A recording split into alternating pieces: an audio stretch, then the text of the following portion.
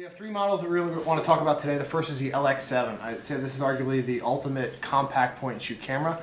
One of the most unique things about it is it's 1.4 fixed aperture lens, and it's approximately 4x zoom on it. So super compact, takes amazing photos, great depth of field, there's creative filters, and a lot of neat features in it. So it takes amazing shots out of this camera, and it's a super bright, super fast lens. The next model is our FZ200. So this is a 2.8 aperture lens through the entire focal length, and it goes out to 600 millimeter equivalent. So great for zoom shots, but it also goes out wide enough that you can use it as really one lens solution for all your devices. A little bit larger form factor, it's in the super zoom category, but takes amazing photos. And then I'm going to step up to the GH3. So if you really want a professional grade, both still and video camera with interchangeable lenses, this is based on the Micro Four Thirds system. It's our newest camera. We have 18 different lenses to choose from very wide to even fisheye out to 600 millimeter equivalent.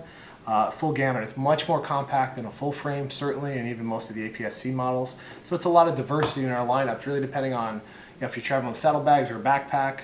You may have space limitations. If you want interchangeable lenses, you have investments in other models. We have really something to offer for everyone.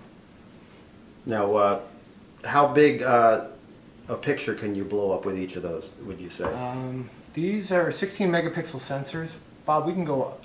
Well, we've actually, in our booth, we've got up to a 5-foot wide print in great lighting conditions, and we even have a very low light. It was shot at 30-second exposure at ISO 2500, and we blew it up to 3 feet wide. Wow, that's great. That's great. How about the LX7 and the... any sense of those cameras? I've done 20 by 30 prints on them, no problem. Yeah, it's worth noting just from a size perspective that this GX3 has an extended battery grip, so it'll run an additional battery in here, but from a size comparison, this is a camera without the battery grip on it. All right, great. You want anything to add? Well, yeah, I've actually used all the cameras, and I do ride, so I've actually worked with all the cameras, all the sizes, and I do ride a motorcycle. So I've actually mounted a GH2 on my motorcycle and did some video. But the advent of this new FZ200 is probably one of the most versatile cameras that you'd want to carry around on your bike because of the zoom range. It goes from what, 24 to 600? Yeah. So it pretty much covers everything at a 2.8 aperture constant. That's all the way through. It's a constant 2.8, and it's optical from 24 to 600. So as a travel camera that's going to do everything, this is great. The LX7 as a compact, I mean, it's just remarkably good.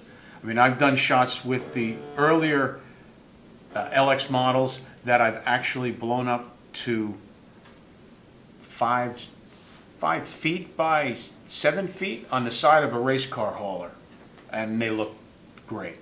So I mean, depending on what you're looking to carry, it's a great option. I mean, Panasonic cameras have always been, the color has always been great for me. I've been using them for years, and this new GH3 is just it's been killing it. I just took it to Biketoberfest in Florida and photographed at the Broken Spoke Saloon, the Iron Horse Saloon, and did some really low light, really challenging lighting conditions, and these cameras really do handle that very, very well. So you would say for someone who's maybe carrying around a bulky DSLR, absolutely, they want to maintain the quality but save some space. I can give you the example. I went to Florida and I also brought my Canon gear. All right, so full frame Canon 5D Mark II. Had both with me. Within the first half hour of shooting, the GH absolutely was giving me more of what I needed than the full frame. I put the full frame back in the truck and I shot the entire event with the GH because it's more compact. Micro Four Thirds mirrorless. I mean, I can shoot at a really slow shutter speed and not get camera blur because I don't have mirror bounce. And lighting conditions, the ISO work very well at 1250 ISO. I can shoot at 2.8 aperture. I can still get better depth of field than I can get at 2.8 on a full frame because of the smaller size sensor. So overall, I mean, I'm really impressed and very happy with shooting the whole line of the G series and also the LX7. So the LX7 for someone maybe stepping up from a more basic point and shoot and wants to get better image quality, or is it someone who has a This is- DSLR and wants it to be an This is- accessory? This is like a professional. Yeah, and we, it's really, it's a crazy good camera. If you stop by our booth, we have a gentleman that's a National Geographic photographer. He's been, I think, White House News Association Photographer of the Year, Magazine Photographer of the Year.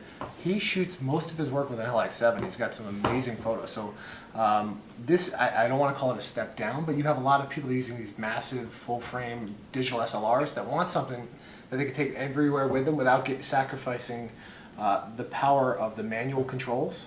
This is an amazing solution. It's got an option on top for either a live viewfinder or a hot shoe for a flash.